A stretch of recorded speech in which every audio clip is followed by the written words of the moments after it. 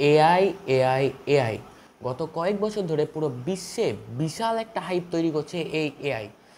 AI নাকি মানুষের কাজ সোজা করছে, সে নাকি সব কাজ করতে পারে, সে নাকি মানুষকে সাহায্য করছে। আসলেই কি তাই, নাকি সে মানুষের কাজ চুরি করছে? তাই জানবো আজকের এই ভিডিওতে। আচ্ছা, এখন চ্যাট জিপিটি আছে, ডিপসিক আছে, মিড জার্নি আছে, অটো এডিটর টুলস আছে। এগুলো তো এখনই এত ভালো কাজ করে, ধীরে ধীরে তো এগুলো আরও বেশি ইমপ্রুভ করবে। এখন অনেকের মাথায় চিন্তা আসে, আচ্ছা এগুলো তো এখনই এত ভালো কাজ করছে, ধীরে ধীরে যখন এগুলো ইমপ্রুভ হবে তখন তো এগুলো আরও ভালো কাজ করবে, তখন কি তারা মানুষের কাজ চুরি করবে, চুরি করে ফেলবে? আমরা যখন পড়াশোনা শেষ করে যখন চাকরির বয়স হবে আমাদের, তখন যখন আমরা চাকরির খোঁজ করতে যাব, তখন কি আমাদের জন্য আর চাকরি থাকবে না? তখন কি কন্টেন্ট ক্রিয়েশন শেষ হয়ে যাবে? তখন কি ফ্রিল্যান্সিং শেষ হয়ে যাবে? তখন কি আর আমাদের কোনো কাজ থাকবে না? এটাই হচ্ছে মানুষের কাছে মানুষের চিন্তা।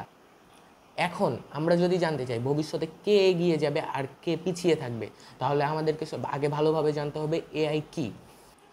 এআই নিজে কোনো কাজ নেয় না।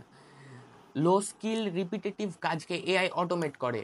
কপি পেস্ট করা, ম্যানুয়াল ডাটা এন্ট্রি করা, এসব এআই ইজিলি করতে পারে। কিন্তু যেসব কাজে স্ট্র্যাটেজি দরকার, যেসব কাজে মানুষকে বোঝা দরকার, মানুষের আবেগ বোঝা দরকার, সেসব কাজে এআই এখনও কাঁচা। যারা এআই ইউজ করতে পারে তারা যে কোনো কাজ এখন 5 গুণ ফাস্টার করতে পারে, কিন্তু যারা ব্যাকওয়ার্ড থাকে ওরা ন্যাচুরালি হারিয়ে যাবে। স্কিল হারাবে না, কিন্তু স্ট্যাটিক মাইন্ডসেট হারাবে।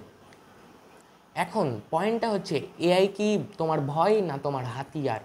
তুমি যদি চাও এআই তাহলে তোমার এনিমি, কিন্তু তুমি যদি এআই শিখে নাও কিভাবে এআই ইউজ করতে হয়, টুলস ইউজ করতে হয়, তাহলে এই এআই হতে পারে তোমার এক্সিলারেটর।